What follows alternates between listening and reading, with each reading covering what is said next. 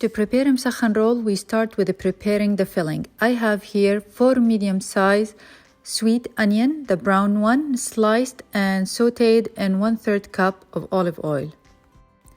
I add here 2 tablespoons of sumac and cook it with the onions. I add here shredded chicken breast. I mix it with the onions, and now the stuffing is ready. I like to use this thin lavash bread to stuff it and make the rolls. Take 1 sheet at a time of the lavash bread and top it with the desired amount of the filling, then top it with some fried pine nuts, then roll it and put it in the baking tray that's gonna go to the oven. Brush the rolls with the leftover of olive oil, then I'm gonna drizzle some sumac on top of it.